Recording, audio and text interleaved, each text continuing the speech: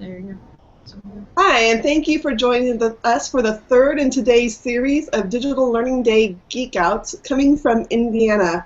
And this is part of a bigger picture of our celebration for Digital Learning Month. I'm Michelle Green with the Office of E-Learning. Our hashtag is INELearn. We encourage you to follow us on Twitter at INELearn. But you can also tweet to us today so that we can see your questions or thoughts for our participants. And we have 3 different panelists joining us. They're representing different schools. In a moment, I will have them all introduce themselves to you. But first, just a little bit about the reason we're doing Geekouts. So as you can see, a Geekout is simply a Google Hangout on air, and it brings together a group of enthusiastic educators, and more importantly today, digital learning students, to share their ideas around a topic related to digital learning. And today's topic is digital content. And so we've had different focuses on digital content rock stars throughout the month. And today I'm bringing you 3 groups of rock stars, not just the teachers. We're talking about the kids. And I'm really excited to introduce you to them now. So let's go ahead and start with Irvington. Hi. Hi. You want to tell us who's with you? My name is Andy Mundell. I'm a math teacher here at Irvington Preparatory Academy. I teach algebra and geometry. Wonderful, thank you. I'm Julie Landers, and I'm a student here at IPA. I'm Polly Breelage. I'm the e-learning coach for Irvington Community Schools. Great.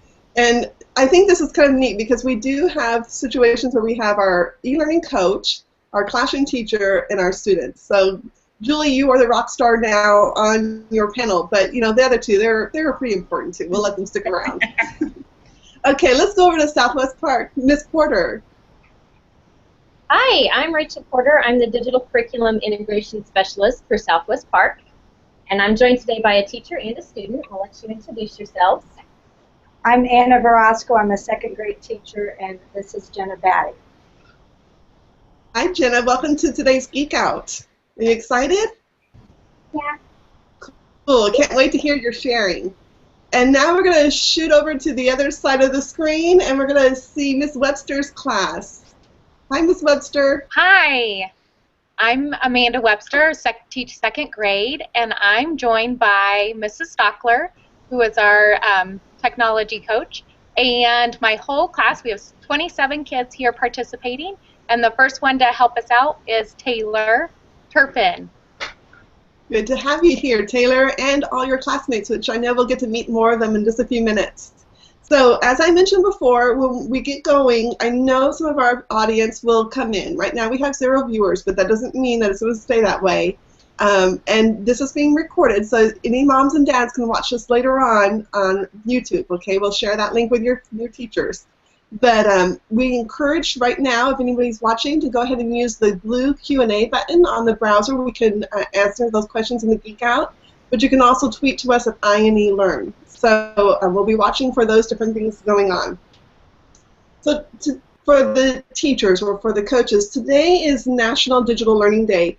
Did you plan anything special for today? And this will just be a quick answer because we know we really want to get to our kids. But how is today like any other day in your school?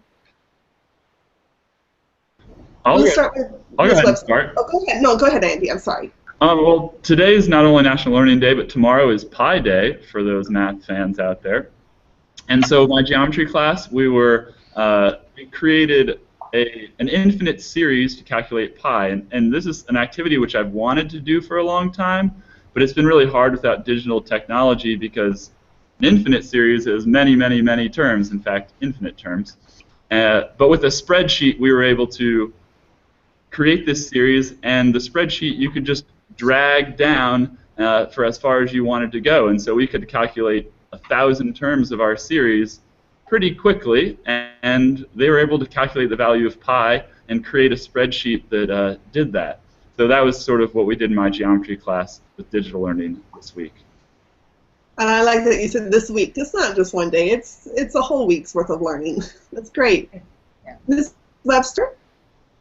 Today's not much different than another day that we have here because we are one-to-one, so we are constantly using technology. I'm trying to draw attention to that it is Digital Learning Day and that how different it is from even when they started school as kindergartners and what we're doing as compared to just last year. So not a full-blown activity for us today, just a normal day. Normal day, except that you're getting to geek out, right? That's right. That's right. Awesome. And Ms. Porter, your crew. We're the same as Ms. Webster. We use, we're one-to-one as well. We're on our devices on and off all day long, doing math facts and some bundles that we've set up with all of our stories. Today we did a Kahoot with the other second grade. We all got together and we reviewed things that we had worked on through the week. So typically, today was just normal. Right, every day is Digital Learning Day in Yes. Southwest Park. We are doing something district-wide in celebration of Digital Learning Day. I sent out a writing prompt that is kind of a time travel thing. You know, imagine you get to travel back to the year 1985 and you meet a student your age. Talk about how education is different.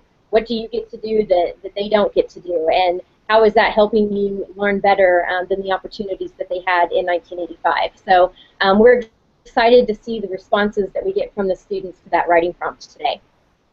That's really fun, and I think that just says so much because I admitted in the last Geek Out that, or the first Geek Out today, that I tend to say most of us are digital learning immigrants. There are very few of us who are native, and yet your schools are showing some really good examples of students who are really truly beginning their education as digital learners. And as Ms. Webster said, it may be changing and evolving a little bit each year, but that's happening, and it's so exciting, and to have middle schoolers and high schoolers that will be in that same experience down the road is very exciting. So let's go ahead and start with our first student question, and I'm going to throw this back to Irvington again, okay? What is one of your favorite ways to learn something new, and where do you go for information? Well, I think for everyone, especially students who haven't really had a chance to do a lot of digital learning in the past, since this is kind of new to us as high schoolers, Google is kind of, the go-to, and you find everything from there. But I think that is my favorite way to learn something new, is to be able to look it up online because it's fast and you don't have to necessarily wait to ask someone else, someone who might, take a long time to answer or something like that. You can just ask online and it works. It's fast and you have all these different sources that you can compare and, I'm glad you said that because I was going to ask you. So, I Google things, right? It's when I get that results page, what are some things that you look for once you've Googled it, you said you compare. What are some things that kind of give you a clue, like, I want to go and open this link, this one's worth checking out? Well, based on the advice of some teachers and adults who have, taught me how to research, typically not Wikipedia, because everyone says no, but places that end in like .org or .edu or something like that, or in the title of the what do you call that? URL. The URL, yeah. If it sounds like an educational or a college-based URL, then typically I feel like that's a more accurate place to get information. So it's more reliable. Well, we'll have to talk about Wikipedia because I can tell you that I use it in my grad work, but to find those good EDUs that you were just mentioning. So there's some ways that you can make it work for you too. But great tips, and I think our younger ones will probably take advantage of that later on, because I think right now a lot of times teachers with younger students are still helping them find those sites, and you as an older student have now taken on that responsibility, so it's pretty neat to see you be able to share some tips. Thanks. Let's go over to Southwest Park, and what is one of your favorite ways to learn something new? Where are you finding out new information?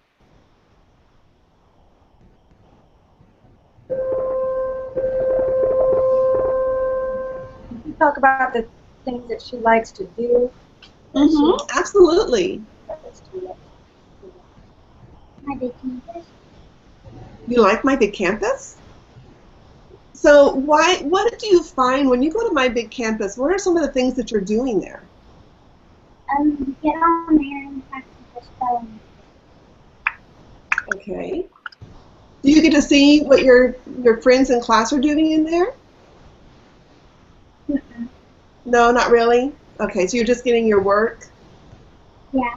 Okay, that's still good. What is your favorite kind of schoolwork to do right now? Math. Math. Oh, I think you just made somebody happy in our panel. What do you have any favorite websites that you go to practice math or to learn new math? Have the second grade bundle American Math Trainer, and you can set the timer for 15 minutes and practice our math facts. That's a good idea to stop yourself and take a break after 15 minutes. You could probably do it all afternoon, couldn't you? You can also get on free time. There's math everywhere on free time because we can get on whatever site we want and we get to do whatever we want. So you get some choices too. I like that. Great, thank you. Well, let's go over to Yorktown and find out what some of their favorite ways to learn are. One of my favorite ways to learn is going on to Mayon and looking nonfiction books. That would make Superintendent Ritz very happy. You're a Hoosier reader. Great. And do you have a favorite collection or series of books that you enjoy reading? No, not really. Everything is good? Mm-hmm. You're my kind of kid. Besides the Mayon Reader, do you have other things that you like to do on your device? I like the game Codable. It helps me code. So. Yeah, because you're actually creating stuff, aren't you? Yeah, you're building code. That's pretty exciting to get to watch. So anything else you want to share with the group? No. Okay, that's good. So let's go back to the panel, and I'll let anyone who wants to start us off to go ahead and open this conversation. And this could be the teachers or the students. What does it mean to be a digital learner in your class? Look, let's do this. If I can go to Irvington, and I'm going to let each of you, let's do this. Let's do a test of the teachers, okay? So we're going to let the teacher and the coach go first, and then we'll have the student tell the truth. What does it mean to be a digital learner in your classroom? All right. Really being a digital learner is being able to pull information from a variety of sources and also being able to present it back in multiple sources. So it's not necessarily being, oh, I know how to use Word, I know how to use this or that, but we're really trying to develop these skills where, as technology will continue to change, because it will, that we are creating students that can access those things and can adapt. And so it's mostly just the skill of synthesizing a lot of information and putting it out there for others to see. Okay, great description. Coach, what do you say the digital learners look like in your school? One of the things, because our one-to-one is new and we're about 3 months into it, there's a little bit of preoccupation with the teachers on where are the kids going and making sure they're staying in the right place at the right time. So right now I'm cultivating some lessons for our digital citizenship sequence on self-discipline, learning not to go off into all the things that are flashing at you on the left-hand side or right-hand side of your screen. But I think that is definitely a focus that I, as a coach, am working on right now for teachers to practice self-discipline as a digital learner. So digital learners are basically finding information, but also kind of sifting through that, curating what they need, and they're learning new skills about self-management. So at least that's what the adults say. What do you think? Are they on the mark? Is there more to it? Yeah, I think discipline is definitely a part of it, but I think more for me, being a digital learner is about having access to information and deciding for yourself which part of that information is valuable to you. Like, as a student, you're pretty much at the mercy of your teacher. You learn what they want to teach you, but on the internet, you have access to all of this, and you get to sort of decide what part of that you want to take into your own life, like for school and for other aspects of life. Just all of that is at your fingertips. Yeah, I like that, because they can take you down a path, right, or point you in a direction, but you can decide how far you want to go in different directions to learn more on your own. That's a great point. I'm so glad you brought it up. Anything else you want to add to who you are as a digital learner? You've been talking a lot about things that you get, right? You've been talking about like finding information, following those different paths. What do you do once you get your information? I'm sorry, what? What do you do once you have information? What are you doing with it now? I guess for the most part, we've only had this one-to-one thing for a few months, but you know, writing papers. I have a history teacher that has me do vocab, and I can look up vocab words and its significance into that historical time period, and then so mostly completing assignments, but also having that knowledge, because it's all very interesting, And it's interesting. And you're right. You are just getting started, so you are right on the edge of new kinds of ways of thinking about things.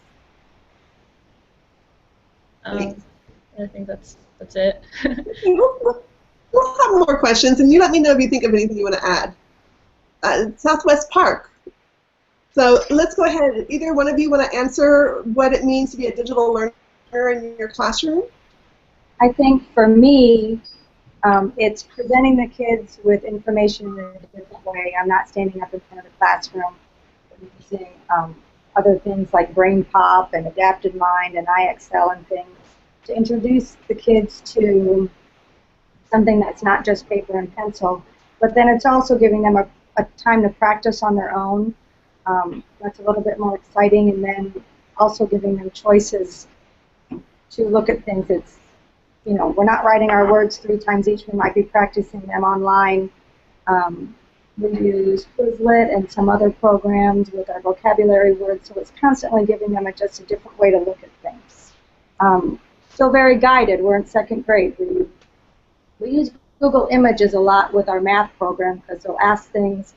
Today she asked me what a coffee can looked like. She knew, but yet she couldn't picture it in her head, so we Google Imaged it. And she was able to answer questions then about capacity with a coffee can. So just those little things at 2nd grade make a big difference, because it's right at your fingertips. That's a great example. I think one of the best things that both of you guys have said now, even from the different levels, is that students can get their questions answered, and without the teacher, and sometimes with the teacher's help too. It's great. Yorktown, what does it mean to be a digital learner in your classroom? I agree with what everyone has said, and also just allowing them to create and explore those things on their own, and giving them choices on how they're going to share it. And collaborate with each other as well. They use Explain Everything to make a video on how to show me what they know, but also to teach the other students in the classroom so they can see that. So giving them lots of time to create things on the skills that we're working on as well. I love what you brought up, Mrs. Webster, that it's they're making choices. The students are choosing not just how they're going to show it, but how they're going to share it. And I think that is really powerful.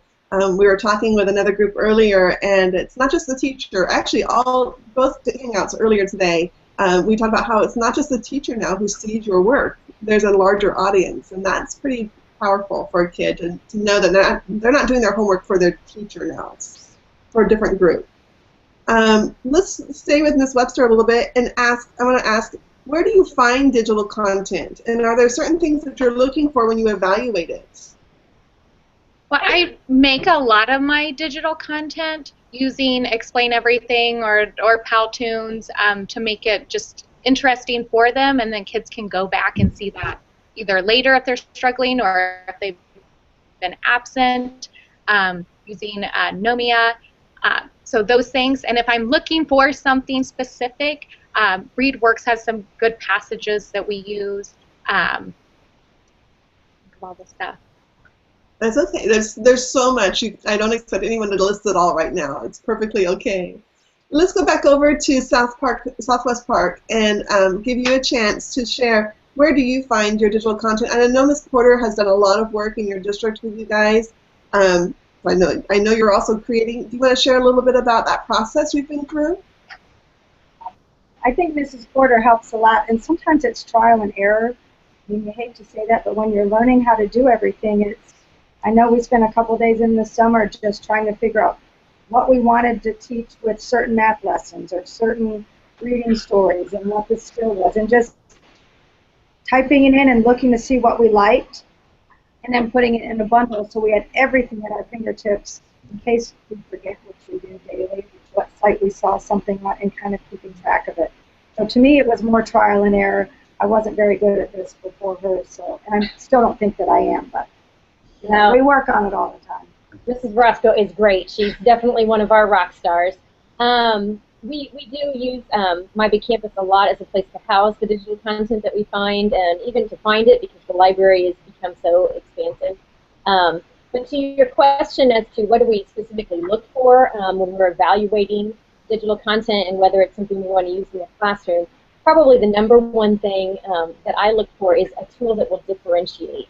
I think that's one of the biggest powers of using technology in the classroom is truly being able to use content that adapts to their learning and gives them exactly what they need, focuses in on where they're struggling, pushes them farther when they're ready. Those kind of tools are the ones that I really think are the most valuable, as opposed to something that is simply substituting just a different way to do what we've always done. I really like to hit those high levels of the SAMR model and try and do things that are redefining the way our students are learning. Really good expansion there. And I have to agree, Mrs. Roscoe, you probably need to give yourself more credit, because I think what you described is re-entering the role of learner. And I don't think a teacher can do anything more powerful than that in honor of their students' learning. So kudos to you for going back and learning new things. I think that says more than anything else can. Irvington, I'm going to bring it back to you guys now. What are some of the places that you go to looking for digital content, and what's that process been like for you guys? For this year, it's been a lot of really the community of teachers around here, along with Polly helping out as the digital learning coach. Really sharing ideas with each other has been huge. Somebody says, oh, I found this resource and I tried it in my class and it worked. Or especially among the math teachers, we've shared a couple of different ideas. But even beyond our content areas, there's some great apps out there, programs, ways to work on that digital citizenship for our students to try to keep them on track. So really just that. In the past, I've also been to a couple great conferences where it's brought up, the National Council of Teachers in Math. There's always some digital new programs out there, and they're always demonstrating things and letting you know what works and what doesn't work. So just kind of keeping your ear to the ground and listening is a lot of it. Yeah, I like that. Listening and then talking to the people that you work with. Great tips right there. Ms. Brelich, anything you want to add to that? I have to agree that the sharing part and belonging to the communities of like subject areas, as an e-coach, as I'm looking for stuff, I have to know that it's going to be user-friendly. If I send something out to the teachers and they, even if the students might be able to comprehend it, which we know our students get things faster than we do, if I can't get it through the ease of the teacher using it, then it's probably not going to make it to the students. But I have really appreciated the amount of sharing that the teachers here at Irvington are doing with each other.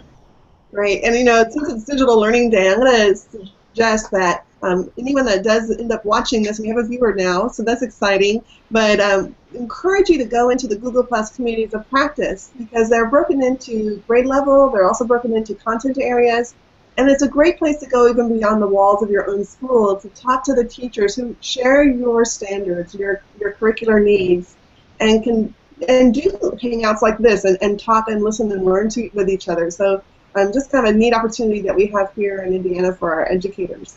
I'm going to go back to Yorktown because your teacher already gave it away. You guys are creators. And so my question for the students now is, what have you created using digital content? What's something that you've made, and can you tell us a little bit about it? Ms. Webster Stocks? I have made a curriculum about Martin Luther King Jr. and about his life and what happened in his life. And now, how did you share that? Because that's not something you just turned in to your teacher, is it? So how did you share that? What did you do with it? I went to my big campus and put it on discussions. So everybody in your class could see it? Mm-hmm. That is pretty awesome. I like that. And what did people say when they saw your creation? When they watched it? Did you get feedback?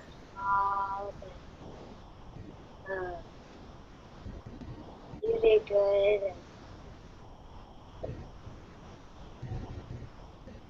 Well, that sounds like it's all really positive things.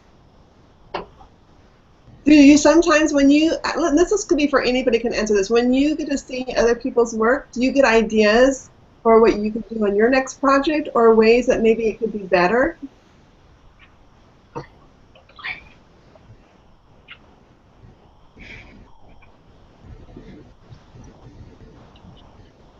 You want to go ahead, Mrs. Webster student. You want to tell us who you are and what you created?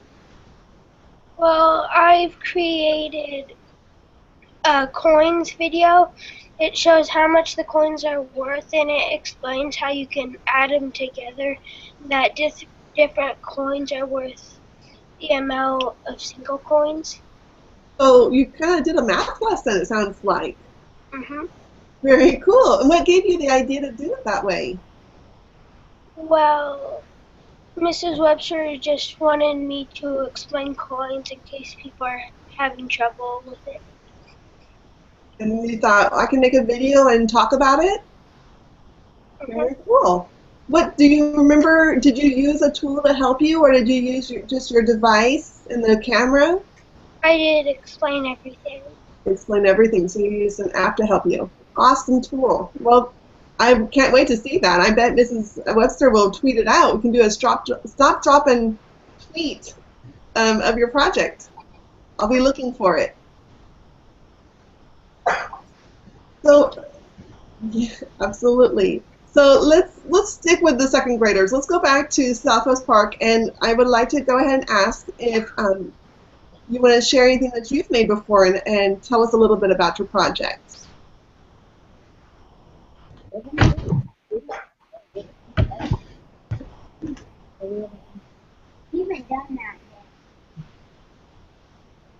They haven't done a whole lot on the creation side in terms of like the second grade. One thing that we do have going on is our art teacher is doing a lot with the digital art portfolios, so being able to collect student artwork and share that out through My Big Campus again.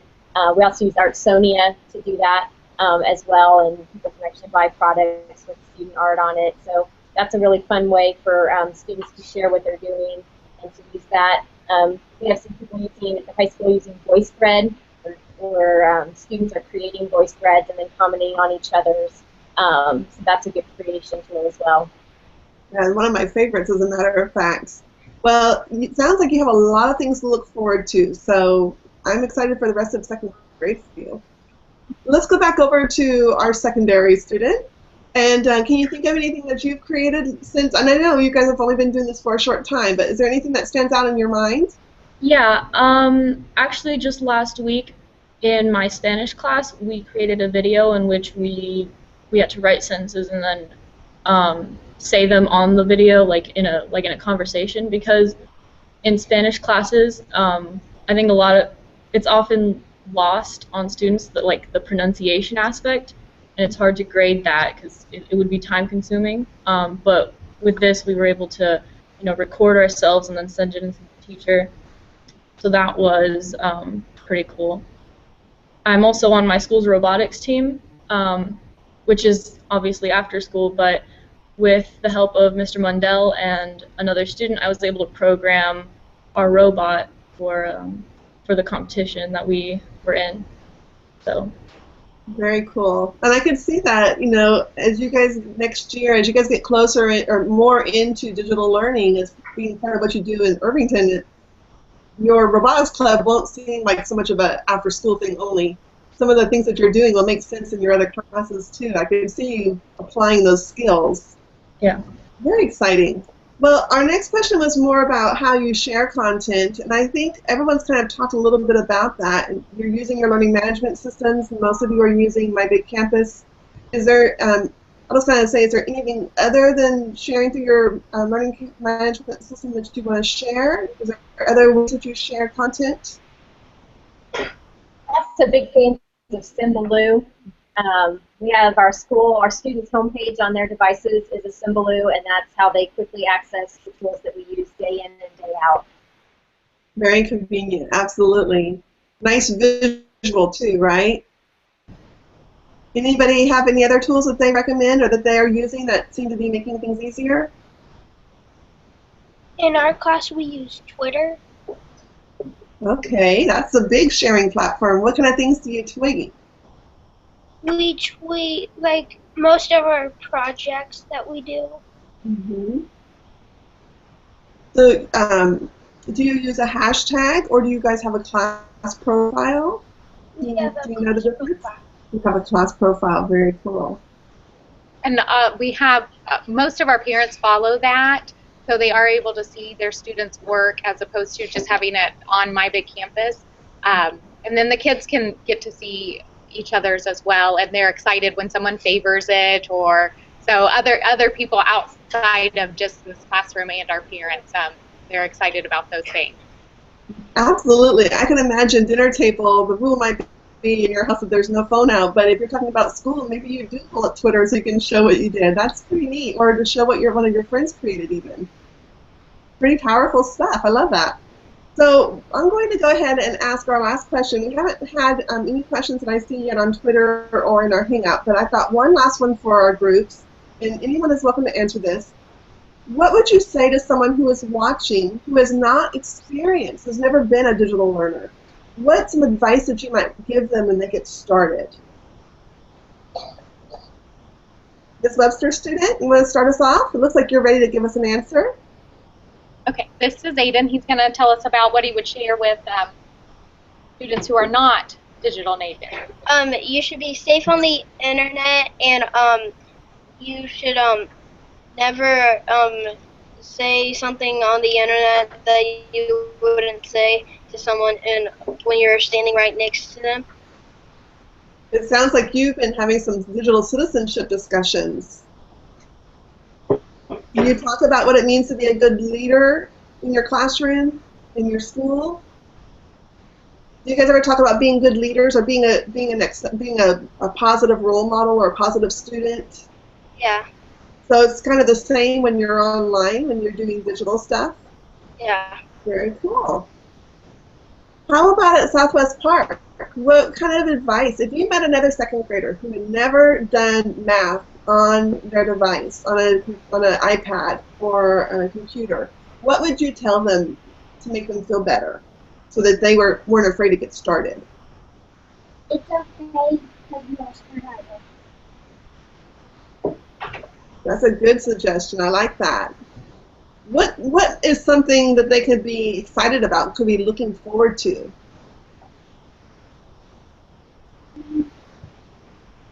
Learning how to do new things on their device.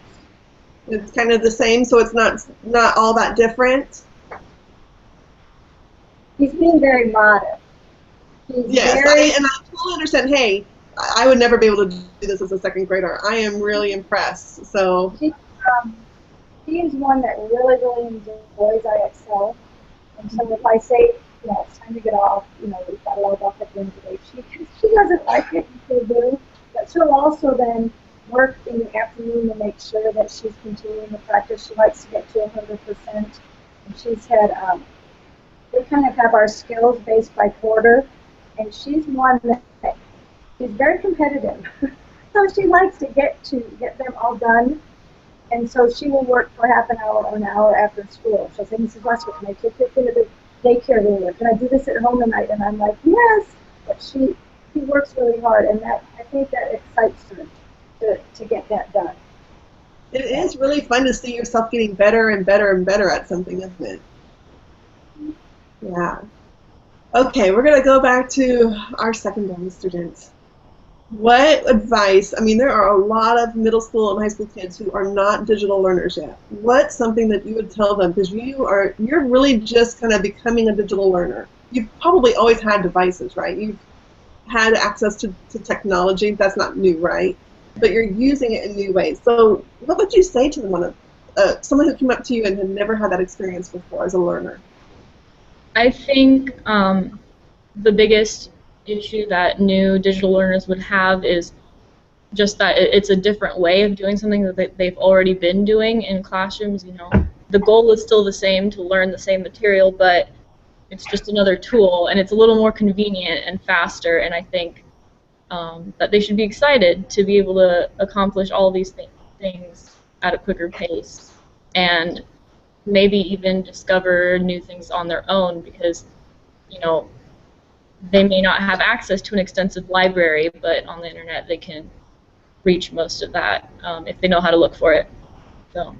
And I would add, as a teacher, I would encourage teachers to try. Sometimes it's extra effort in the beginning, but usually there's a payoff at the end where you can save time or increase learning or something there. So it takes effort, and it's worth it, though. It's worth it, and it's where we're going. So you don't want to.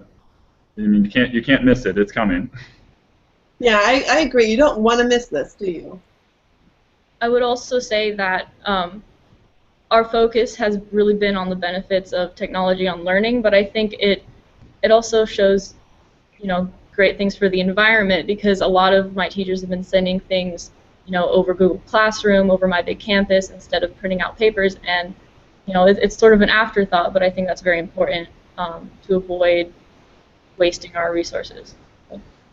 I have to say, I'm very glad that we're doing this Google Hangout on air, because now we have some really great archived thoughts from you. You brought up so many really good points, and I'm so glad that you are here to share today. Well, it is near the time to end. We haven't had any questions from our audience, so I'm going to give everyone a chance to say any last thoughts before we say goodbye to each other.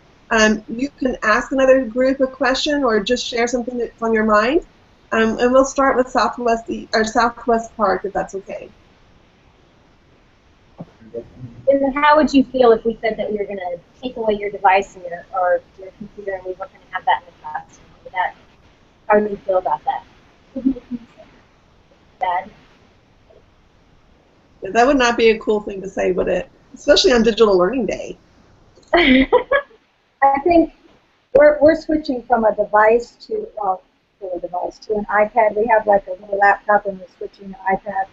So I think the kids will be excited, because I feel like we'll have more capability to do projects and things that we haven't done yet. So the next 9 weeks ought to be interesting for them. Well, I'm very excited for you guys, because there's nothing like watching students discover their own capacity. And I think you've already seen that just from what you were describing, with the challenging yourself to level up to finish your goals and get better. But to see them actually realize that they can create some unique things, it's just so exciting. So thank you, Southwest Park, for being with us today. I'm really glad that you joined us. I know that it was a last-minute invitation, and I'm glad you could make it. Let's go over to Yorktown, and I want to let you guys have a chance to share any last-minute thoughts. I just wanted to say that I was talking about digital learners this week. The students really said that they liked it a lot better, because they were able to be challenged, and they weren't. If they finished something, they always knew that they had something to do. And we do a lot of bundles and differentiated bundles, so they know exactly what to do, and it's challenging for them as compared to just doing paper pencil and turning that in, and then not knowing what to do next. So they're always able to do something that's challenging and on their level. Awesome. And would you like your student want to give you a chance to your class to wave goodbye before we go off air? I know there's 2,600 ones there. Okay, everybody, can you tell them goodbye?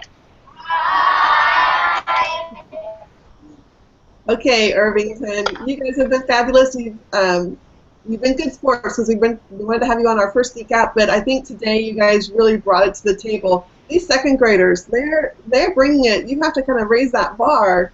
You think middle schoolers and high schoolers can match what the second graders are bringing? I guess I would just say I look forward to all these digital natives coming up from elementary school. As a high school teacher, it's exciting to think that they are already doing some of the things that and we've had some growing pains with, but I can't imagine what we're going to be doing in 5-10 years when these kids are in high school. I think we might have to have a Digital Learning Day reunion and kind of look back at that because you're right, it's hard to imagine. Absolutely, it's very exciting. We're very excited. We have devices from grade 6 through 12, so watching the different grade levels and looking forward to what's going to happen in the next few years. Very exciting.